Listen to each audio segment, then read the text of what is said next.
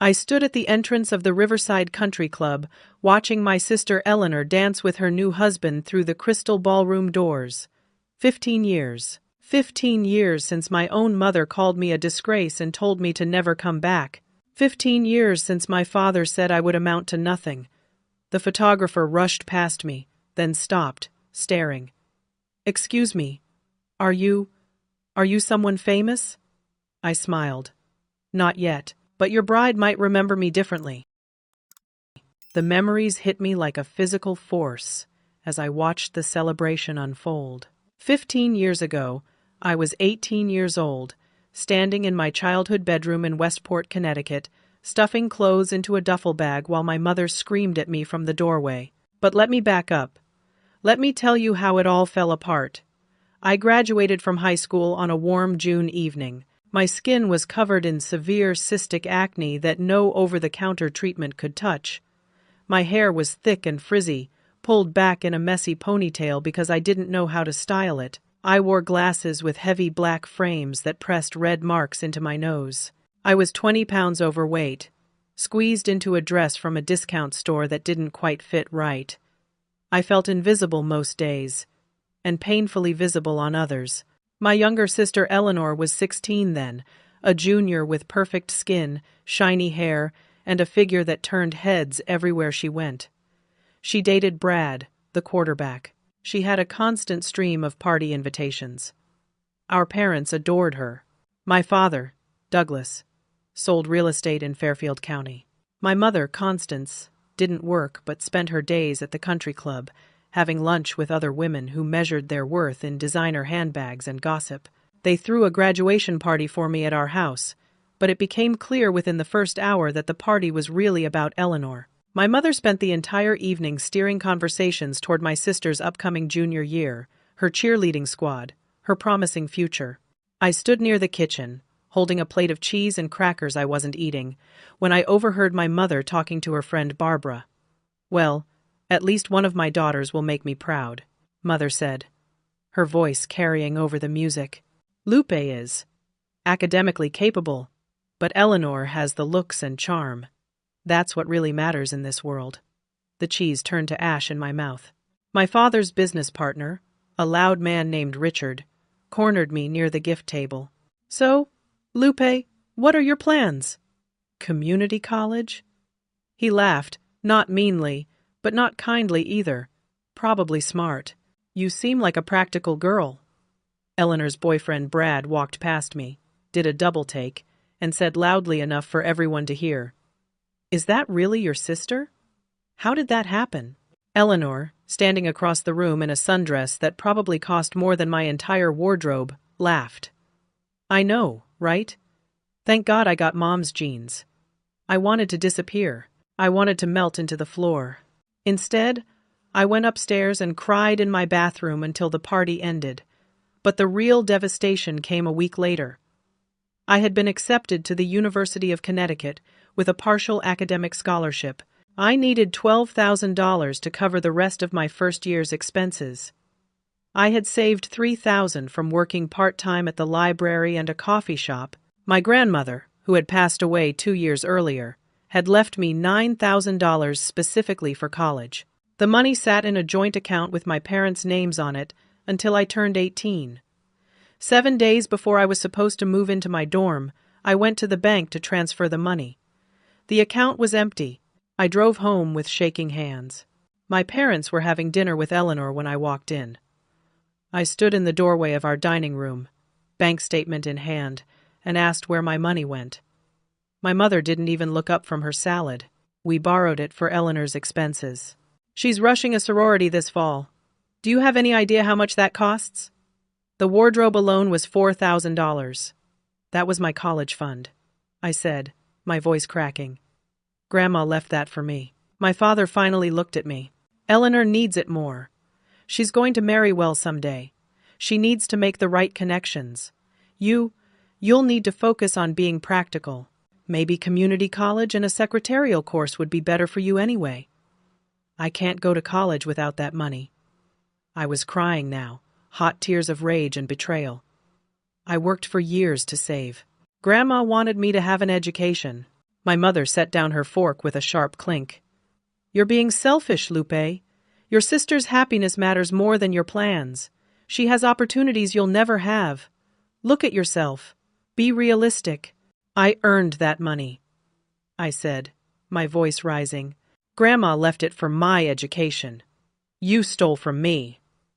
My father stood up, his chair scraping against the hardwood floor. His face was red. This is our house.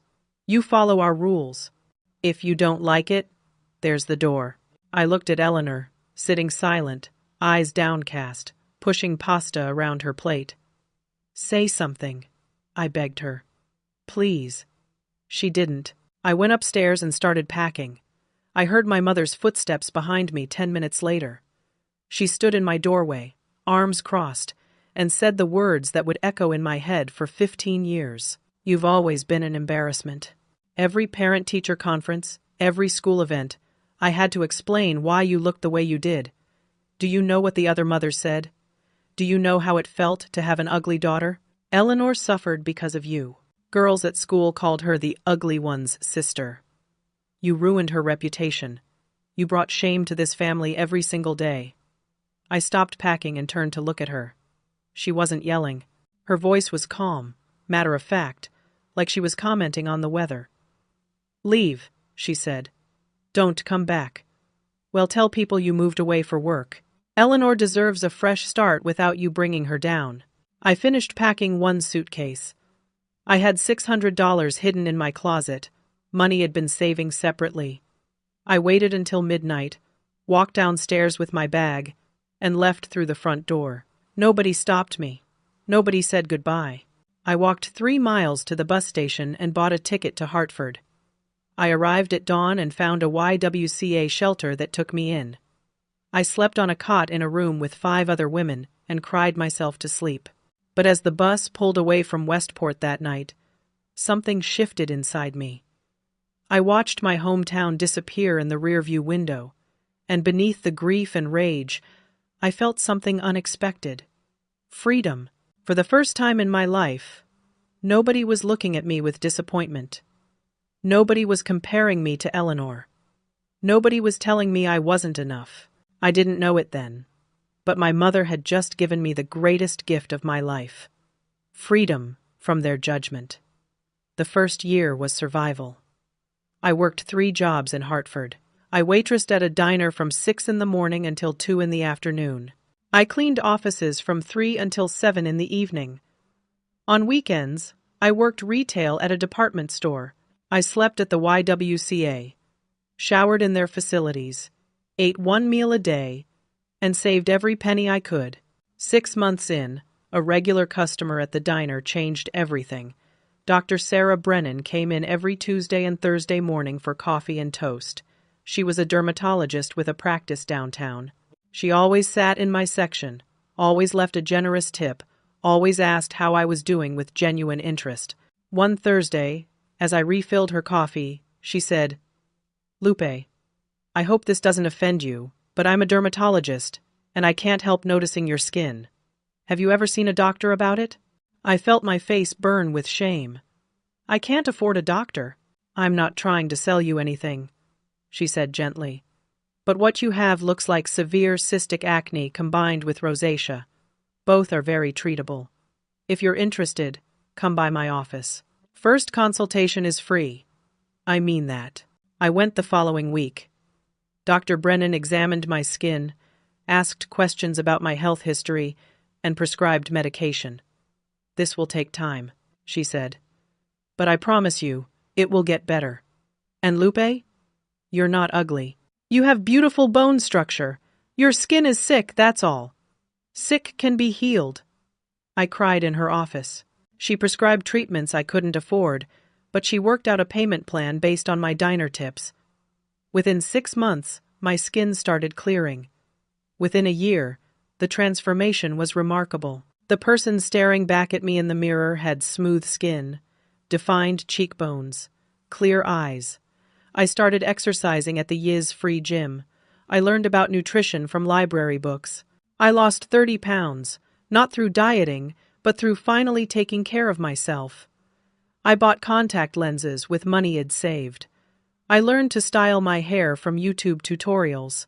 By the time I was 20, I barely recognized myself. And neither did anyone else. Men started paying attention to me. At first, it felt violating.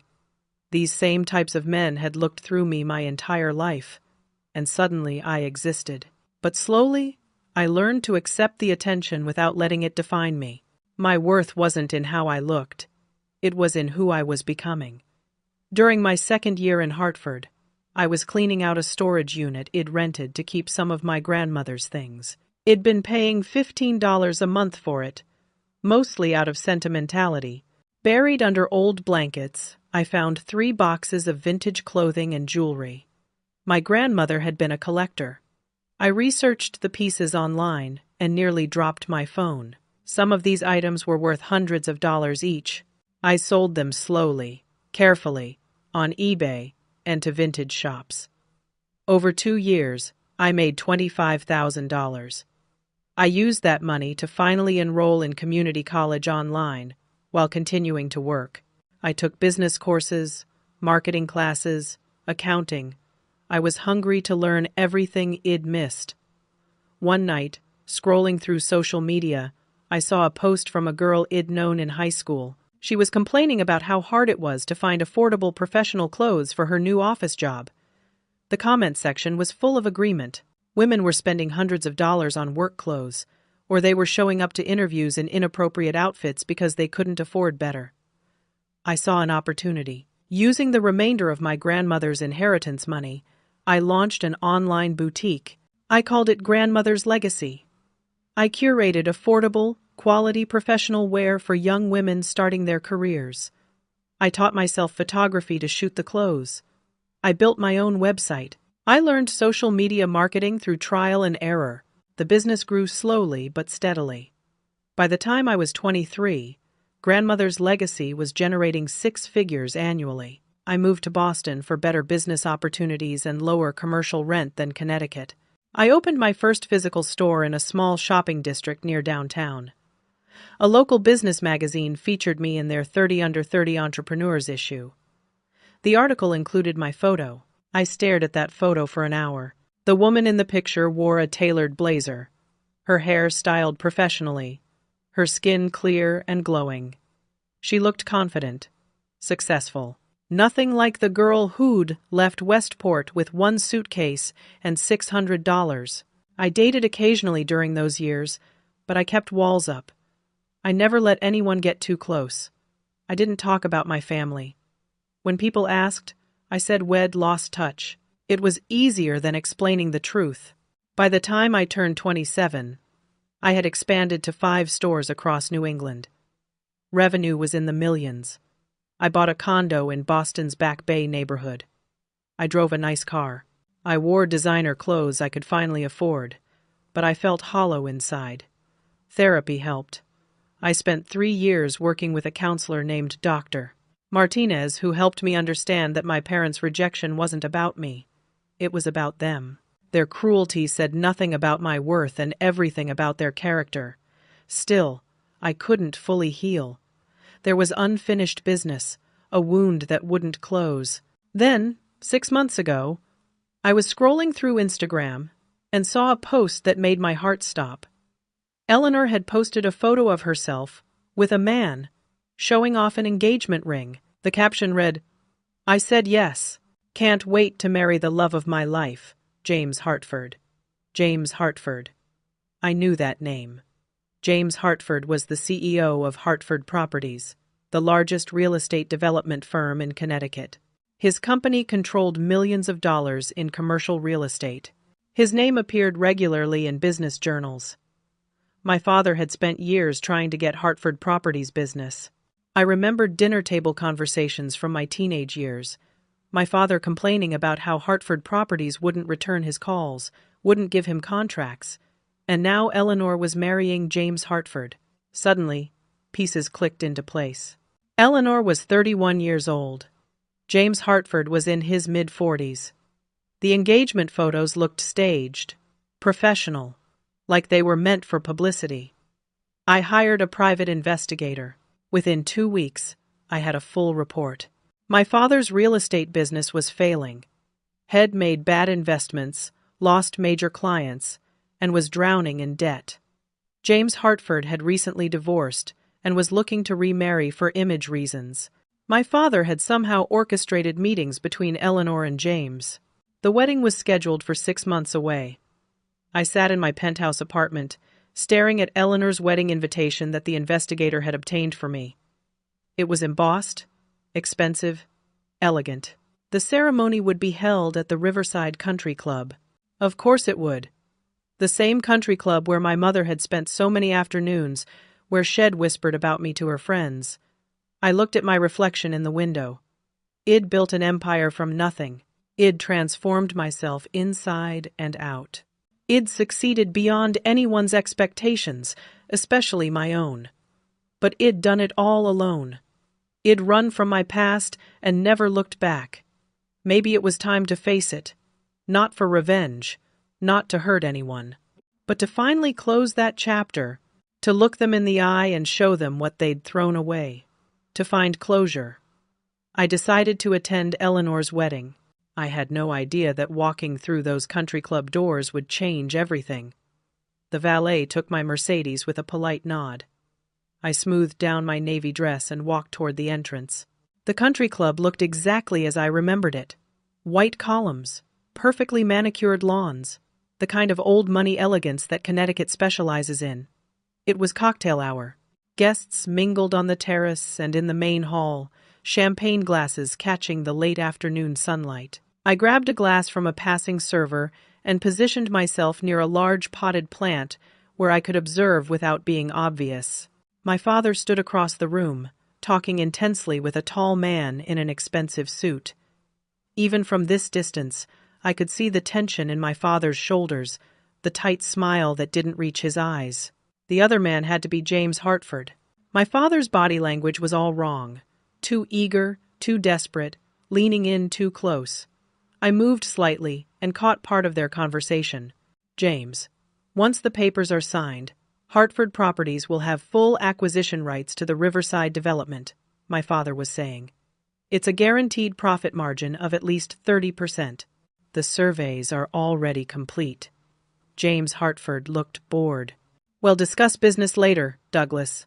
Today is about your daughter.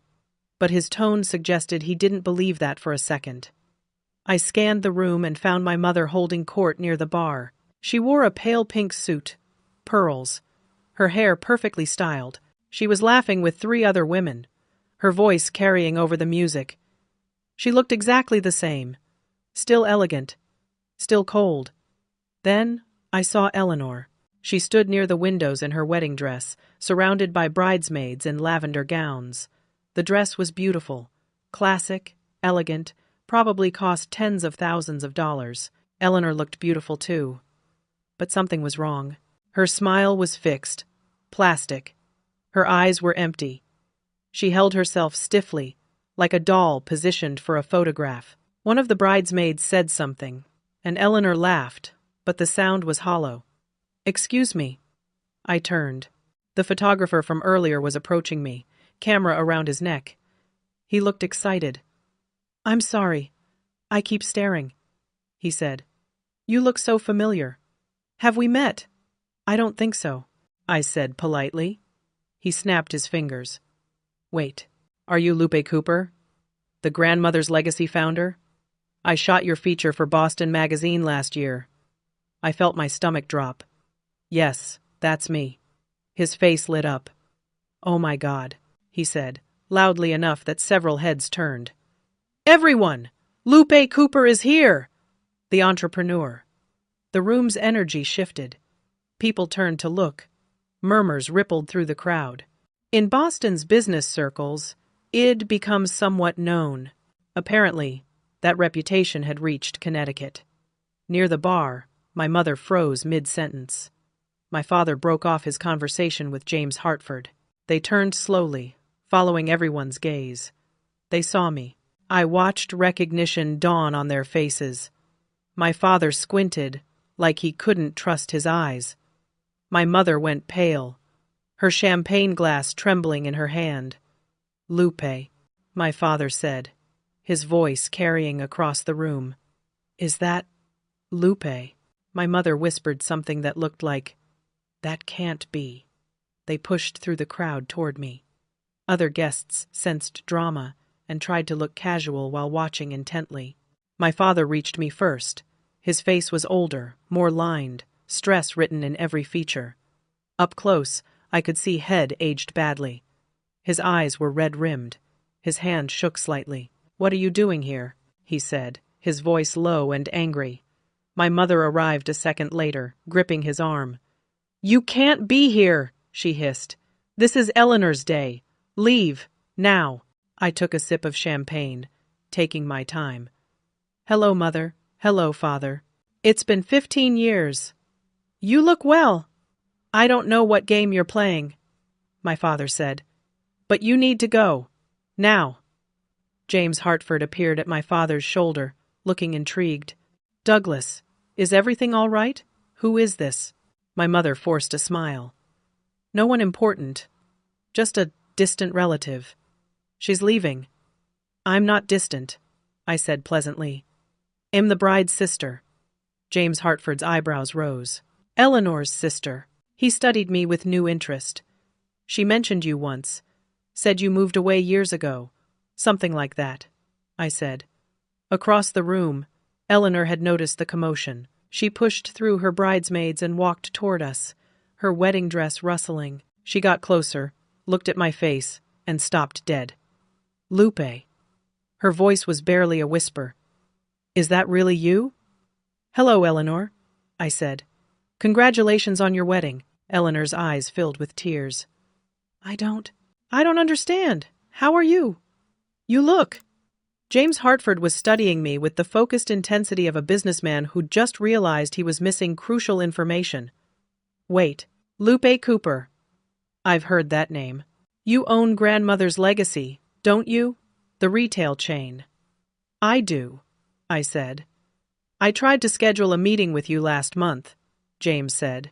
"My company wants to discuss a real estate partnership. Your assistant said you weren't taking meetings." "I'm selective about partnerships," I said. My father's face had gone from angry to calculating. I could see the wheels turning.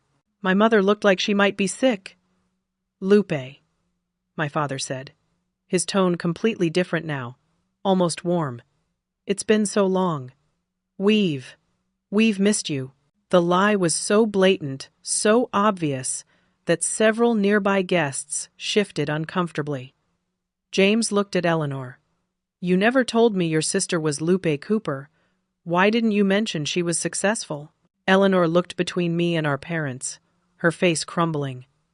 I didn't know. We lost touch, I repeated softly, looking at my mother. "Is that what we're calling it?" My mother's grip on my father's arm tightened. Her knuckles were white. James Hartford was still watching me with interest. "Perhaps we should all sit down and catch up. It seems like there's quite a lot to discuss. Eleanor, you never mentioned your family was so interesting." My father jumped at the opportunity. Yes, let's talk. Lupe, perhaps we could speak privately? It's been so long. We should reconnect. Family is important." I looked at him, at his desperate eyes, at the fake warmth in his voice, and I saw it clearly. The exact same calculation I'd seen 15 years ago when he decided I wasn't worth investing in. Except now the equation had changed. Now I was the valuable daughter. "Perhaps later," I said. I wouldn't want to disrupt Eleanor's special day, but I knew, and he knew, that the disruption had already begun. Dinner was announced, and I found myself seated at the family table. My father's doing, obviously. He wanted to keep me close, wanted to control the narrative. James Hartford sat at the head table with Eleanor, but he kept glancing over at our table, at me, with undisguised curiosity. My mother sat rigid in her chair, barely touching her food. My father tried to make conversation, asking about my business, my life, everything Head never cared about before.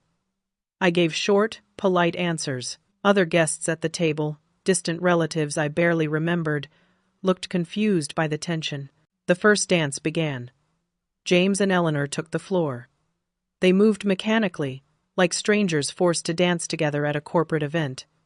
There was no warmth, no connection. James' hand rested formally on Eleanor's waist.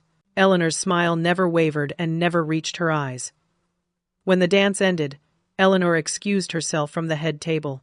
She walked quickly toward the hallway leading to the restrooms. I watched her go, saw the slight stumble in her step, the way her hand shook as she touched her face. I waited 30 seconds, then followed. I found her in the bridal suite upstairs, standing at the window, her back to the door. She'd been crying, her makeup was smudged, her shoulders were shaking. "Eleanor," I said softly. She spun around, startled. When she saw me, something in her face broke completely. "Please," she whispered. "I need to talk to you, alone. Just 5 minutes, please." I stepped inside and closed the door. Eleanor locked it behind me with shaking hands. Then she collapsed onto the couch and started sobbing. Not delicate tears. Full, body-racking sobs that seemed to come from somewhere deep and broken inside her. I stood awkwardly, unsure what to do. This wasn't the Eleanor I remembered. That Eleanor had been confident, untouchable, perfect. This woman was shattered. Finally, her crying subsided enough for her to speak. She looked up at me with red, swollen eyes and said, "I've known where you were for 2 years. Iv followed everything. Every article, every success, every store opening. I was so proud of you. I felt like I'd been punched. Then why didn't you contact me?" "Because I was ashamed," Eleanor said, her voice breaking. "Because of what we did to you. What I let them do to you. I stood there at that dinner table and watched them steal your future, and I didn't say a word. I laughed at you. I let Brad humiliate you. I was complicit in everything they did." She wiped her eyes, smearing mascara. "I Googled you 3 years after you left. Found nothing. Then 8 years after, I saw an article about a boutique owner named Lupe Cooper. I clicked on it and saw your picture, and I knew it was you. You looked so different, so successful, so happy. I wanted to reach out, but I was terrified you'd tell me to go to hell, and I would have deserved it." "Eleanor." I started, but she kept talking. "I don't love James," she said. "I barely know him. 2 years ago, Father's business started failing. Bad investments, lost clients, mounting debt. He was desperate. Then he found out James Hartford was divorced and looking to remarry for image reasons. Father orchestrated everything. He set up meetings, pushed us together, manipulated every interaction." She stood up, pacing. "James is 15 years older than me, has not cruel, but has cold. Everything is a transaction to him. Father told me that marrying James would save our family, that if I didn't do this, we'd lose everything, that Mother and he would end up homeless, that it would be my fault. So you agreed," I said quietly. "What choice did I have?" Eleanor's voice was desperate. "I have no skills, no education, no money of my own. I've never worked a day in my life. Father made sure of that. He said I didn't need to, that I just needed to be pretty and marry well. I'm 31 years old, and I can't do anything. I'm completely dependent on them." She pulled a document from her purse with shaking hands. "I signed a prenup. James' lawyers made sure I get nothing if we divorce within 5 years. Nothing. If this marriage fails, I'll be back exactly where I started. Trapped." I felt anger rising in my chest. Not at Eleanor. At our parents. They'd done it again. They'd used another daughter as a pawn. "When you left," Eleanor continued, "they told everyone you were ungrateful, that you stole money and ran away. I believed them for years. Then when I was 21, I was looking for something in Father's office and found Grandma's will. I saw what they did. They stole your inheritance. I confronted them. They admitted it but said it was for the family's good." Eleanor's voice dropped to a whisper. "I threatened to leave," Father said. "Where will you go? You have no skills, no education. We've supported you your entire life. You owe us. And I realized he was right. I was trapped just like you had been. Except you were brave enough to leave. I wasn't. She looked at me with desperate eyes.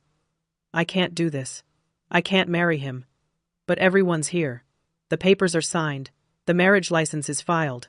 I don't know how to get out. I know I don't deserve your help. I know I was cruel to you. But you're the only person I know who was strong enough to escape. Please, help me. I stared at my sister, really seeing her for the first time. Not the golden child, not the perfect daughter. Just another victim of our parents' manipulation. They'd broken her in a different way than they'd broken me. They'd made her dependent, weaponized her beauty, and now they were selling her to the highest bidder. I still have nightmares about that dinner, Eleanor whispered. About sitting there silently while they destroyed you. I was 16. I was scared. But that's not an excuse. I should have defended you. I should have spoken up. I'm so sorry, Lupe. I'm so sorry. There was a sharp knock on the door. James' voice came through. Eleanor? The toasts are starting. Where are you?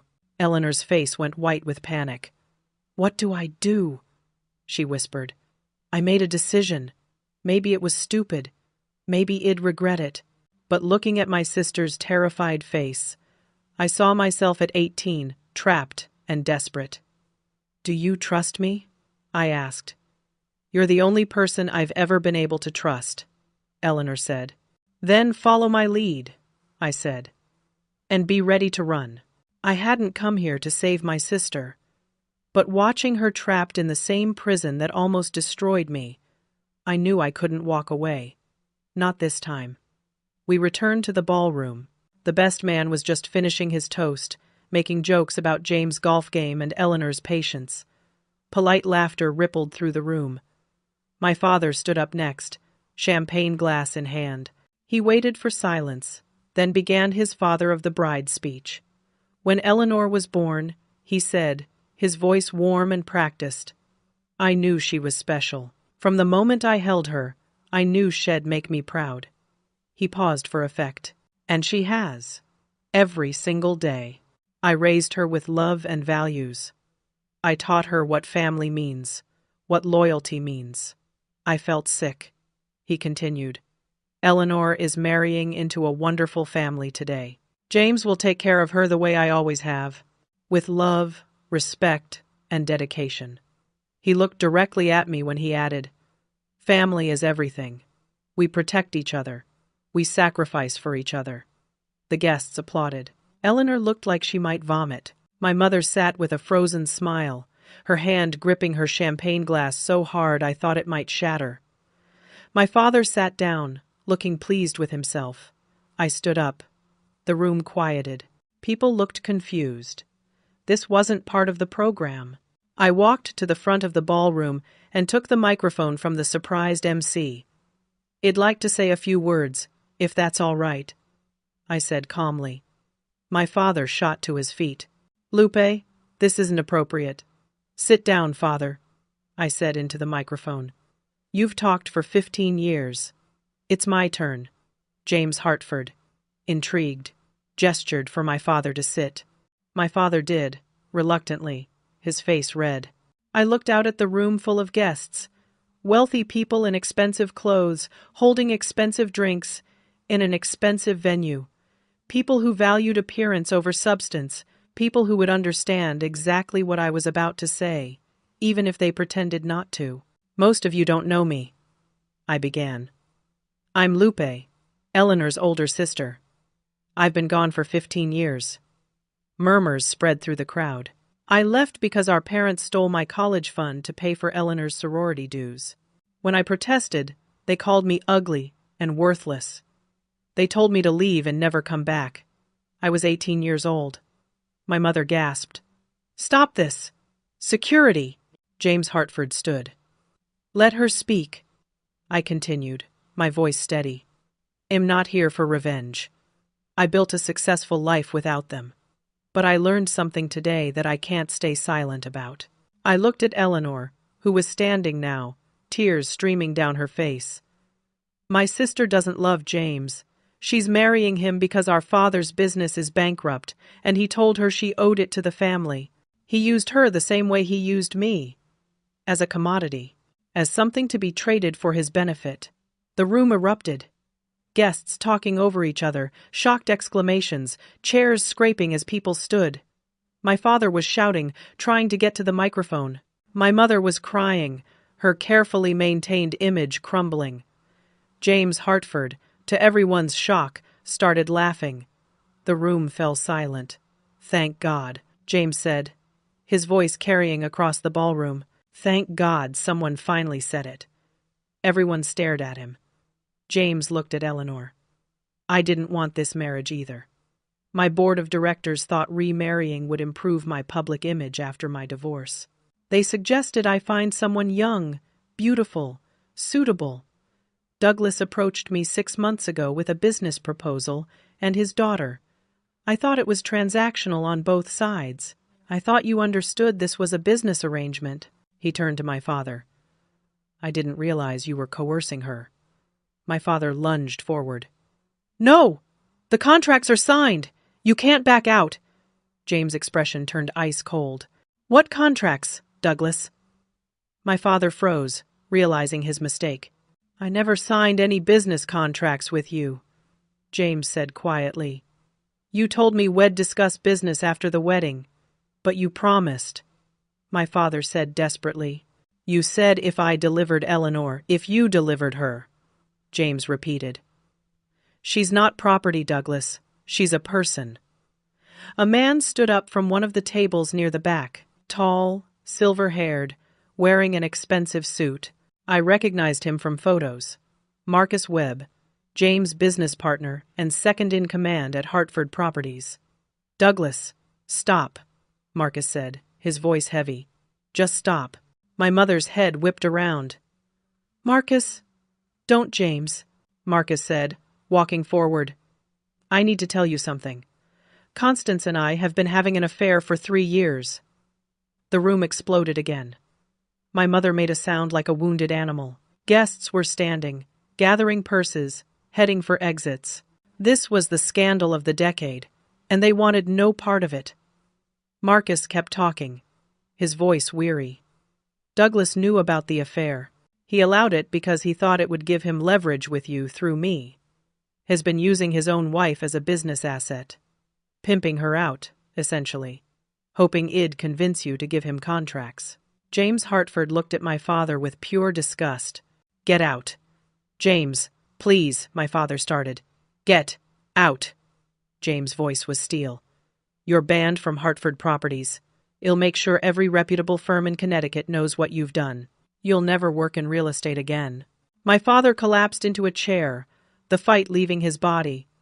My mother was sobbing openly now, her hands covering her face, her perfect image shattered beyond repair. Eleanor walked slowly across the dance floor.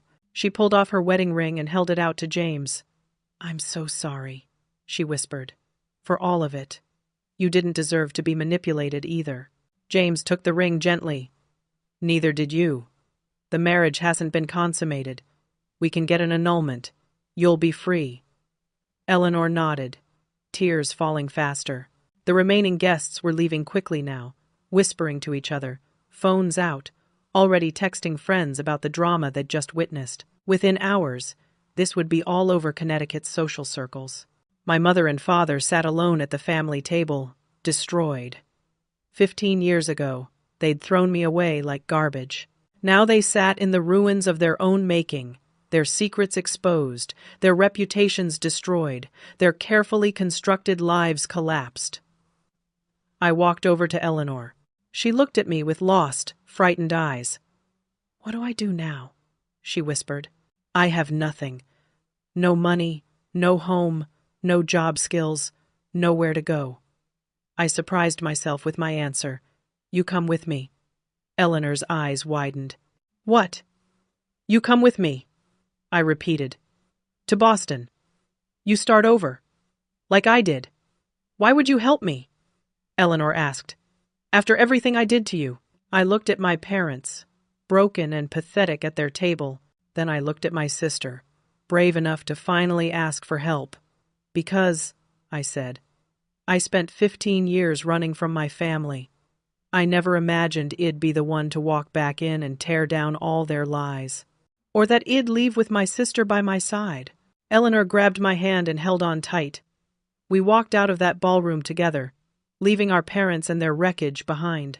3 days after the wedding that never was, I drove Eleanor to Boston in my Mercedes. She sat in the passenger seat with one suitcase, everything she owned in the world, staring out the window at Connecticut disappearing behind us. I feel like I'm dreaming, she said quietly. Like I'll wake up and still be married to James, trapped in that life. You're not dreaming, I said. You're free. I set her up in the guest room of my penthouse. It had floor-to-ceiling windows overlooking the harbor, a comfortable bed, its own bathroom. Eleanor walked through it like she was in a museum, touching things carefully, as if they might disappear. For the first few days, she mostly slept, 16 hours a day, sometimes more. Her body was catching up on years of stress and fear. I let her rest, working from home, checking on her occasionally. The annulment papers were filed. James Hartford was surprisingly gracious about everything. His lawyer handled the paperwork efficiently, asking for nothing in return. Mr. Hartford believes Miss Douglas was as much a victim as he was, the lawyer told me. He wishes her well. On the 4th day, legal papers arrived for me. My father was suing me for $400,000. He claimed I owed the family for years of support and investment in my upbringing. He had documents, notarized and official-looking, claiming my grandmother's inheritance was actually a family loan that I'd stolen. Eleanor saw the papers on my kitchen counter. She picked them up, read them, and started crying. Hell never stop, she said. Hell destroy you like he destroyed me. I should leave. I'm bringing you nothing but trouble. You're not going anywhere, I said firmly. And he's not destroying anything. I called my attorney, Patricia Brennan, and asked her to come to my apartment. She arrived that evening with a leather briefcase and a knowing smile. I wondered when he'd make his move, Patricia said, settling onto my couch. You expected this? I asked. After the wedding disaster? Of course. Desperate men do desperate things. She pulled out her own set of documents. Good thing we prepared. 2 years ago, after I'd seen Eleanor's engagement announcement, something had gnawed at me. I couldn't let it go. So I hired a private investigator to look into my father's business. Not for revenge, for protection. I needed to know what I might be walking into. What the investigator found was damning. My father had been committing tax fraud for years. Had embezzled money from clients' escrow accounts. Had forged documents. Had lied on loan applications. The evidence was extensive and clear. We have everything, Patricia said, spreading documents across my coffee table. Bank records, forged signatures, email trails, testimony from defrauded clients. If we take this to the authorities, he's looking at 5 to 10 years in prison. Eleanor stared at the papers.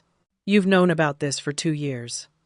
I needed insurance, I said, in case he ever came after me. Or after Eleanor, Patricia added. Which he did, in a different way. We scheduled a meeting at Patricia's office for the following week. Neutral territory. Patricia sent formal invitations to my father, my mother, and Eleanor. My father's attorney would be there. So would mine. The day of the meeting, I dressed in a gray suit, my hair pulled back professionally. Eleanor wore clothes. I'd bought her. Simple black pants, a white blouse. She looked terrified. I can do this alone, I told her. No, Eleanor said. I need to be there. I need to see it. We arrived at Patricia's office 10 minutes early. It was in a high-rise in downtown Boston, all glass and steel and modern furniture. The conference room had a long table and leather chairs. Very official, very intimidating. My father arrived with his attorney, a tired-looking man named Gerald. My mother came separately, dressed simply, no jewelry. She looked 10 years older than she had at the wedding. Everyone sat. Patricia laid out the evidence methodically, document by document: tax fraud, embezzlement, forgery, wire fraud, securities fraud. The list went on. My father's attorney went pale. My father himself started sweating, his hands shaking. "This is blackmail," my father said weakly. "No," Patricia said calmly. "This is leverage. Lupe could take this to the authorities right now. But she's offering you a choice." She slid papers across the table. "Sign these documents admitting to the theft of Lupe's inheritance. Sign these documents relinquishing all claims on both Lupe and Eleanor, financial and otherwise. Sign a statement releasing Eleanor from any family financial obligations. Agree to therapy and make restitution to your defrauded clients. Do all of this, and Lupe won't press criminal charges." My father's attorney whispered urgently in his ear. My father shook his head. "I won't sign. She's bluffing." "I'm not," I said quietly. "Sign the papers, or I'll have you arrested today. I already have the district attorney on standby. One phone call." My father stared at me. For a moment, I saw real hatred in his eyes. Then it crumbled into fear. "You'd really do it? You'd send your own father to prison. You threw me away when I was 18, I said. You stole my future. You sold Eleanor like property. Yes, I'd really do it." My mother spoke for the first time. "Douglas, stop." Everyone turned to look at her. "I said stop," my mother repeated, her voice quiet but firm. "She's right. All of it. Every word." My father started to protest, but my mother cut him off. "I don't expect forgiveness from either of you," she said, looking at Eleanor and me. "What I did was unforgivable. I called Lupe ugly because I was terrified of what I saw in her." She took a shaky breath. "You were brave, independent. You questioned everything. Eleanor was easy to control, sweet, compliant, eager to please. But you, Lupe, you never were. You scared me. So I broke you. I called you ugly. I threw you away like garbage because it was easier than admitting you were stronger than it'd ever be." My mother stood. "I'm divorcing you, Douglas. I'm going to therapy. I'm going to face what I've done. I'm going to try to become someone I can stand to look at in the mirror." She looked at Eleanor. "I destroyed you too. I made you dependent and afraid. I used you as a pawn. I'm so deeply sorry." She looked at me. "I can't fix what I did to you, Lupe, but I can stop making it worse. I can stop enabling him." She walked to the door, paused, and said, "Sign the papers, Douglas. It's over." She left. The room was silent. My father looked around at all of us, saw no allies, and broke. His shoulders sagged. His face crumpled. He picked up the pen with a shaking hand and signed every document. He didn't look at me, didn't look at Eleanor, just signed his name over and over, admitting to fraud, releasing his daughters, agreeing to restitution and therapy. When he finished, Patricia collected the documents. "The community service and restitution plan will keep you out of prison," she said. "But if you violate any terms of this agreement, if you contact either Lupe or Eleanor without their explicit permission, the criminal charges will be filed immediately. Do you understand?" My father nodded. A broken man. Gerald, his attorney, let him out. Eleanor and I sat in the conference room after they left. She looked at me with something like awe. "You did it," she whispered. "You won. We won," I corrected. "You were brave enough to ask for help. That took more courage than anything I did." That night, back at my penthouse, Eleanor and I sat on the couch with glasses of wine. The Boston skyline glittered outside the windows. "What do I do now?" Eleanor asked. "I'm 31 years old. I have no skills. I've never worked. I don't even know how to do my own taxes." "You start," I said, "like I did. But this time, you don't have to do it alone." I offered her a job at grandmother's legacy. Entry level, learning the business from the ground up. Shed work in one of the retail stores, learning customer service, inventory management, basic business operations. Shed attend community college online, taking business courses. Shed pay me rent, a small amount, to learn financial independence. It won't be easy, I warned. You'll be starting from zero. You'll make mistakes. You'll feel behind everyone your age. But you'll be building something real. Something yours. Eleanor's eyes filled with tears. Why are you doing this? I don't deserve your help. Because you were 16 when you failed me, I said.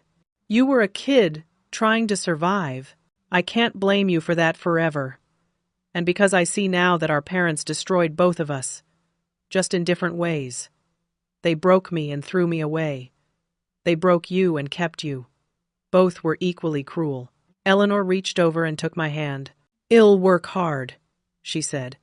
I promise. I'll make you proud. Make yourself proud, I said. That's what matters. 1 month later, Eleanor started work at the Grandmother's Legacy location in Cambridge. The store manager, a woman named Julia, with kind eyes and endless patience, trained her on the cash register, the inventory system, the basics of retail. I stopped by the store one afternoon and watched through the window as Eleanor helped a customer find the right size blazer for a job interview. Eleanor smiled, genuinely smiled, and the customer smiled back. It was a small moment. Simple. But it was real. I felt pride mixed with grief for all the years Wed lost. But maybe that was okay. We couldn't get back what Wed lost. But maybe, just maybe, we could build something new from the ashes. Something real this time. 6 months passed like water flowing downstream. Steady, sometimes rough, but always moving forward. Eleanor settled into a rhythm. She worked 40 hours a week at the Cambridge store, attended online classes at night, studied on weekends. She moved out of my guest room into her own studio apartment in Somerville. Small, 1 room, but hers. She paid rent and utilities. She bought groceries. She did her own laundry. For the first time in her life, she was responsible for herself. I watched her change slowly. The polished, perfect exterior faded, replaced by something more genuine. She wore less makeup. She laughed more easily. She made friends with her coworkers, went to lunch with them, traded shifts when someone needed help. She was learning how to be a person instead of a decoration. She was also working through trauma in therapy twice a week. Some nights she called me crying, overwhelmed by memories or fear. Some nights she called excited about a good grade on an exam or a compliment from a customer. I answered every call. This was what sisters did. They showed up for each other. I was changing too. For 15 years, Id kept walls up, never letting anyone close. But therapy was helping me understand that isolation wasn't protection. It was just another kind of prison. I started dating Sarah, a woman who ran a nonprofit helping homeless youth. We met at a business networking event and talked for 3 hours about everything except business. She was patient with my hesitation, my fear of vulnerability. She didn't push. She just stayed. I also reconnected with Dr. Brennan, the dermatologist who'd helped me when I had nothing. We met for coffee, and I thanked her properly for changing my life. You gave me more than clear skin, I told her. You gave me hope that things could get better, that I wasn't broken beyond repair. She smiled. You did that yourself, Lupe. I just provided medicine. You did the hard work of healing. My mother sent letters, 1 a month, like clockwork. She didn't ask for forgiveness. She didn't make excuses. She just wrote about her therapy, her realizations, her regrets. She described the damage Shed done and how she was trying to understand why Shed done it. She wrote about her own childhood, her own mother's cruelty, the patterns that repeated across generations. Eleanor read the letters. I did too. We weren't ready to respond. Maybe we never would be.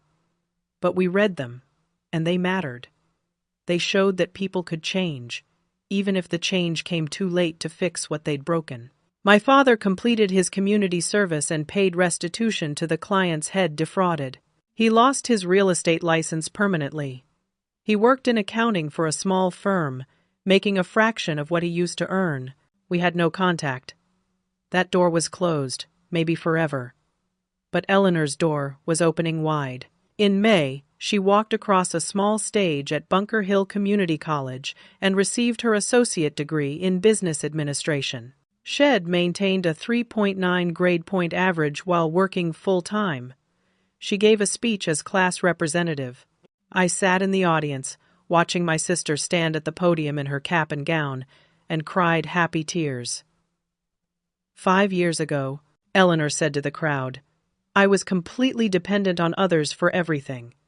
I had no skills, no confidence, no sense of self. I was a decoration, not a person. Today, I stand here having earned every single credit hour through my own effort. I worked for this. I paid for this. This degree is mine, and nobody can ever take it away from me. The audience applauded. I applauded so hard my hands hurt. To everyone graduating today, Eleanor continued, remember this. It's never too late to start over. It's never too late to become who you're meant to be. Thank you to my sister, who showed me that strength isn't about never falling down. It's about getting back up, even when it seems impossible. After the ceremony, Eleanor and I walked through the campus.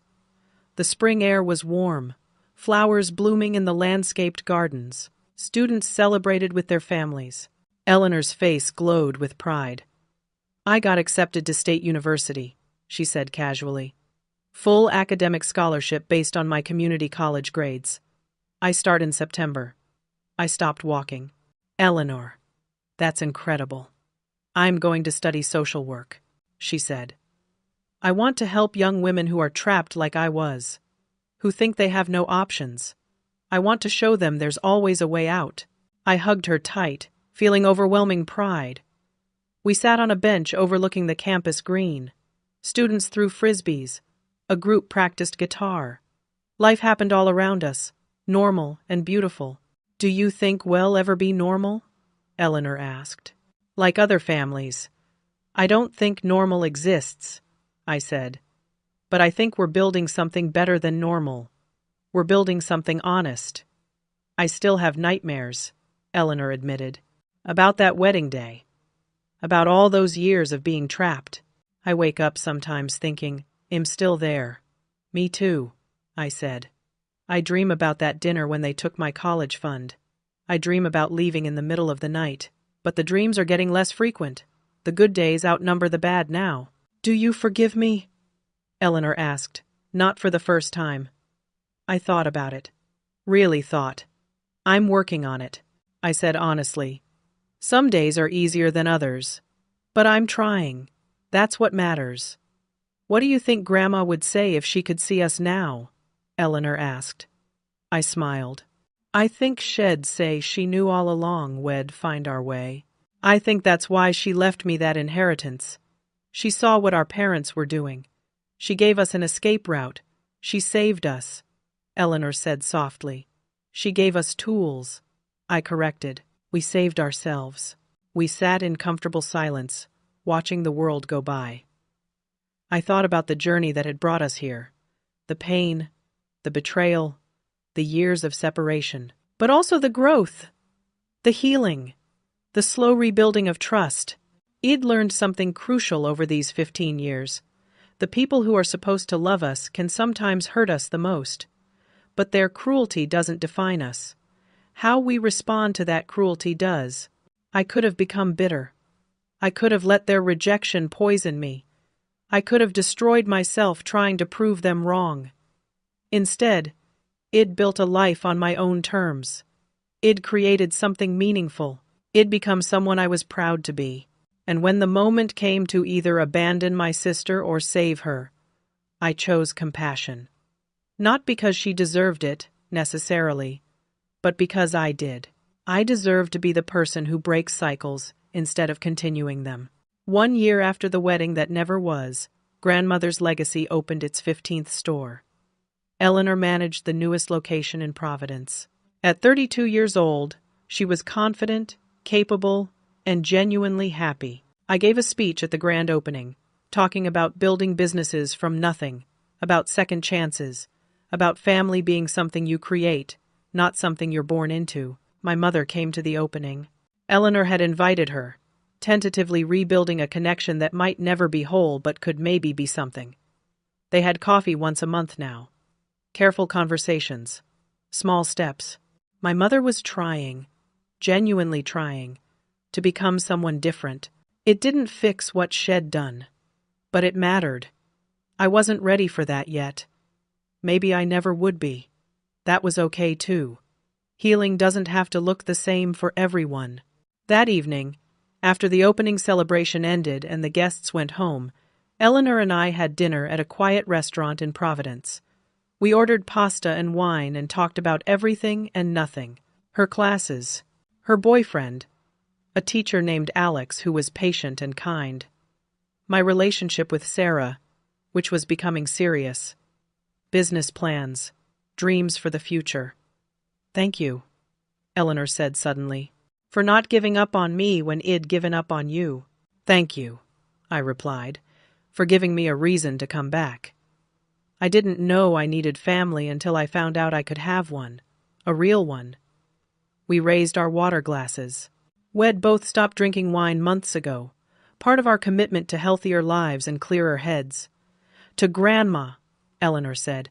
"To Grandma," I echoed. "And to us." We clinked glasses and drank. I looked at my sister across the table. Really looked at her. She wasn't the golden child anymore.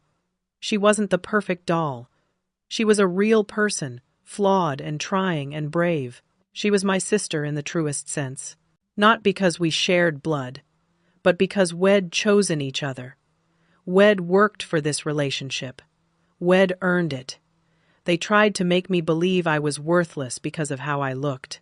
They tried to make Eleanor believe she was only valuable for how she looked. Both were prisons. Different walls, same cage. We escaped. Not just from them, but from the lies they told us about ourselves. We tore down those walls brick by brick. We built new foundations on solid ground. Some families are born. Some are built. Ours had to be torn down completely and rebuilt from scratch. The process was painful. It took years. It required forgiveness and boundaries and hard conversations and therapy and mistakes and growth. But what we have now is real. Hard-won. Built on honesty instead of pretense. On respect instead of obligation. On choice instead of blood. And that's worth more than any perfect family photo ever could be. I learned that beauty isn't about clear skin or the right clothes or the perfect body. Beauty is about becoming yourself. Fully, honestly, unapologetically yourself. I learned that success isn't about proving people wrong. It's about proving yourself right. Right that you're worth the effort. Right that you deserve happiness. Right that your dreams matter. I learned that forgiveness doesn't mean forgetting. It means choosing not to let someone else's cruelty continue to poison your life. It means taking back your power. And I learned that family isn't always the people who raised you. Sometimes family is the person who chose to walk away with you when everything fell apart. Sometimes family is built in the ashes of what was destroyed. Eleanor and I are building that family now. One day at a time. One honest conversation at a time. One hard-won moment of trust at a time. It's not perfect. We still have hard days. We still carry scars. But we're healing together, and that makes all the difference. To anyone listening to this story who feels trapped, who feels worthless, who has been told they'll never amount to anything, you're wrong. They're wrong. You have more strength than you know. You have more value than they see. You have the power to build a life beyond their limited vision. It won't be easy. It will take years of hard work. You'll have setbacks and doubts and moments when you want to give up. But you can do it. You can escape. You can heal. You can build something beautiful from the ruins they left behind. And someday, you'll look back at the person who broke you and realize they don't have power over you anymore. You took it back. You built yourself into someone they could never diminish again. That's the real victory. Not revenge, not proving them wrong, just becoming fully, completely yourself. And that's worth everything. So here's my question for you. Have you ever had to walk away from family to save yourself? Have you ever had to rebuild your life from nothing? How did you find the strength to keep going? Share your story in the comments below. Your words might be exactly what someone else needs to hear today. If this story resonated with you, please hit the like button. Subscribe to hear more stories about overcoming pain and finding strength. Share this with someone who needs to know they're not alone in their struggle. Your support helps these stories reach people who need them most. Thank you for listening to my story. Thank you for caring. Thank you for being part of this community of survivors and fighters, and people who refuse to let their past define their future. May you find the courage to walk away from what hurts you. May you find the strength to build something better. And may you find people who choose you, who fight for you, who stand beside you when everything falls apart. You deserve that. You deserve everything good. Never forget it.